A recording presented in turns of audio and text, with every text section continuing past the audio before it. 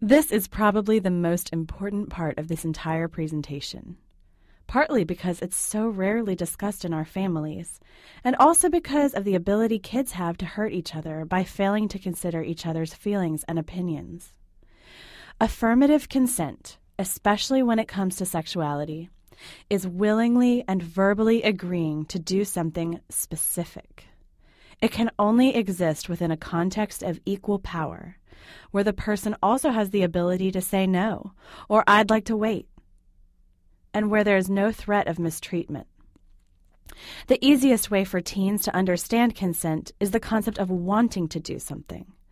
If someone doesn't want to do something, they shouldn't have to, and shouldn't even feel pressured. How can you know whether your partner wants to do something? You've got to ask first.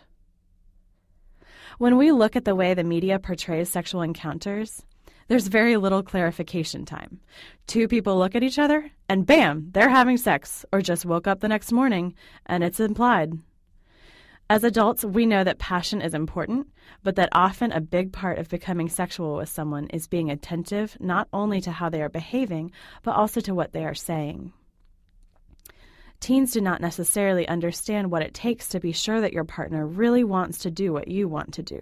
It is extremely important for your teen to understand that whenever she or he does decide to become sexually active, she or he is responsible for knowing that they have consent before something happens. This is equally, if not more important, than your child's need to know that she or he can say no if someone initiates sexual contact with her or him that is not wanted. It's also important for you as a parent to be very, very clear with your child. Just because someone is not saying no does not mean they're giving consent. Consent is a happy, free, clear yes. It's a clear statement that someone wants to do something. If the other person has not clearly said yes, then there's no consent. They don't have to say no. They don't have to push the person away. Who knows why they're not saying no? They could feel intimidated. They could feel pressured or manipulated, or like someone would break up with them if they don't go ahead and do whatever they want. Instead, what we want is for everyone who initiates any type of sexual contact to ask first and respect whatever the other person says. They also need to know the "I'm not ready yet, I don't really know." That's also not consent. That means that they should wait. The more your child understands that sexuality is a force for great good or great harm, the more he will be able to empathize with those who are forced to do something sexual against their will. We will discuss empathy more in the segment about respect and difference.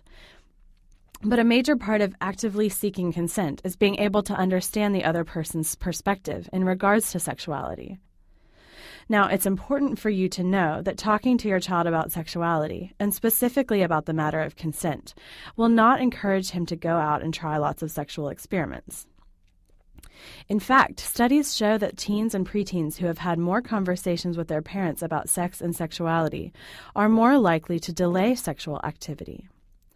By talking to your child, you are encouraging her to be safe and respectful when she does become sexually active.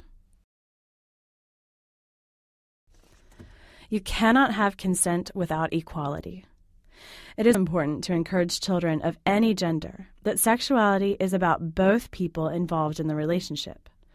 For example, girls should not feel that their entire role in sexuality is to please their partner, and boys should not expect that girls would cater to their every whim. This attitude is especially prevalent in current youth culture, so it is important for parents to be clear about equality in romantic and sexual relationships. What does it take for two people to have an equal voice in a relationship? Here are some things that we think. It takes listening. Not only talking, but listening to the other person and accepting what they say and their decisions. It requires that neither person has a desire to dominate or be in control. This means learning to compromise, to be willing to not always have my own way. If either person is too demanding or unwilling to compromise, the other person can end up feeling like she or he just got walked all over.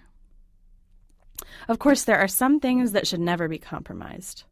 For instance, if one person is not ready to have sex and the other is, there's no compromise. But if both people involved are willing to respect and let the other person be right sometimes, this is healthy. Empathy and consideration and concern for the other's well-being need to come from both sides.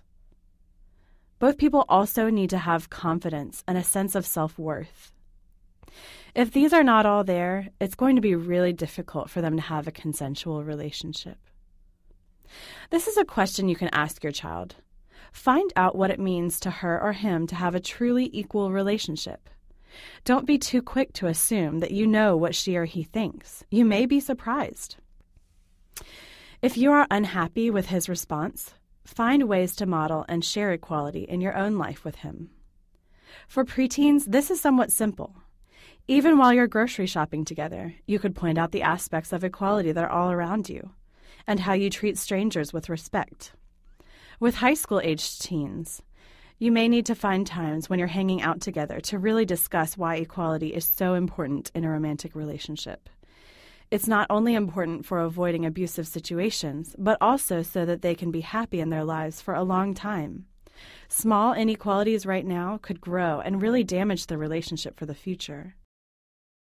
One way to encourage your preteen to develop a sense of personal choice is to gradually, age-appropriately, allow her or him to make her or his own choices in a gradually growing array of circumstances in home life.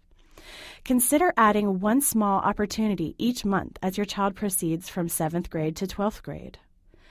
Of course, at all points, these need to be choices in which no decision made by your child will put her or him in danger. But you're offering her a chance to experience the empowerment of being consulted and getting to make good decisions for herself. Watch TV and movies with your child and take time to discuss the equality and inequality between characters in those stories.